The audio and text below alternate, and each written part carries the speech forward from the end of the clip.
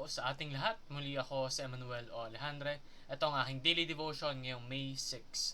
And for today, we are going to talk about God in crisis. Now, this is about Ahaziah.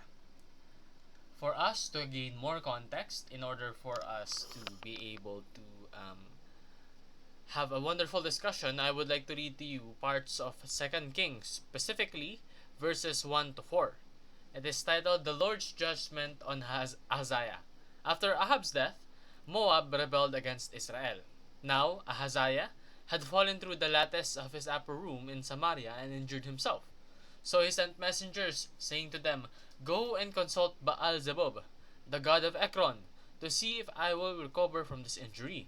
But the angel of the Lord said to Elijah, the Tishbite, Go up and meet the messengers of the king of Samaria and ask them, Is it because there is no God in Israel that you are going off to consult Baal-zebub, the god of Ekron? Therefore, this is what the Lord says, You will not leave the bed you are lying on, you will certainly die. So, Elijah went. Dito, marami tayong matututunan. First off, crisis has both internal and external dimensions. Kagaya nung nangyari kay Ahaziah. Externally, there was Moab. His oppression, his rebellion has caused him great trouble. And then, aside from that, Ahaziah also fell from the lattice, bintana ng kanyang building. And it caused him to be physically injured.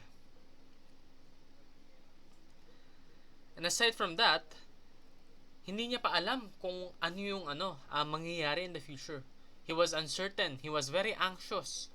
So, yung internal struggles niya sa sarili niya, along with the external forces na lumalaban din sa kanya, talagang naghalo-halo yun into something that made him overwhelmed. But, there's the thing. When people get overwhelmed, they are often torn between God and other alternatives. They are aware that there is God there to help them. But some people choose to rely on others. Maybe they think that God will not act just for them. But the thing is, God loves all of us. And God has the ability to help all of us. Despite our troubles, despite our circumstances, God is always there. We just need to seek Him. We do not need to seek others. Say for example, when you're struggling in life, wag kang manghihingi ng tulong sa boss mo. Well, you can do that. You can definitely ask help from other people. But you first need to ask help from God. Ask God what you should do in your life. Ask God to guide you, to show you the way. Ask God to align your motives with His plan because His plan is perfect. Kumbaga, yung ating Panginoon, direktor yan ng buhay natin.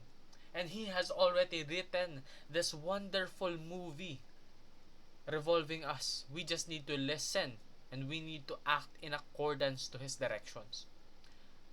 Because if we ever prioritize those other alternatives, mas pipiliin natin na lumapit sa ibang tao. Eh, alam naman natin yung mga tao may kakulangan, diba? Then God can ask us, is it because there is no God? Wala bang Diyos sa buhay mo? Kaya nanghihingi ka ng tulong sa ibang tao? Hindi ba't yung Panginoon nga, nandyan lagi para sa'yo? Bakit hindi ka lumalapit sa Panginoon? That is something that we should all think about. Choose God, especially in times of crisis. Actually nga, mas gugustuhin ng Panginoon pag humihingi ka ng tulong sa Kanya.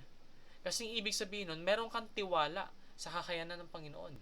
And you have this faith, level and degree of faith that allows you to risk yourself. Sabihin natin malaki yung problema mo.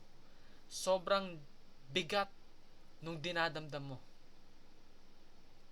Tapos, lumapit ka sa Panginoon. It shows that you put your faith in God even those desperate circumstances. Kasi alam mong hindi ka niya papabayaan. At alam mong mahal ka ng Panginoon because God loves you. He has given His own Son for your salvation. So don't question God's love and don't question God's ability because God is willing and God is capable. He is more willing than anyone and more capable than anyone. So remember that alternatives to God are merely illusions. Like I said, there's nothing wrong with asking help from other people. But seeking God first and asking Him first for guidance and for help and for strength and for wisdom is the thing that we should do. Make decisions based on the truth that God is with us, not because of other things. Yun lamang po ang aking daily devotion. Maraming salamat sa pakikinig. Magpalain po tayong lahat and let us all give glory to God.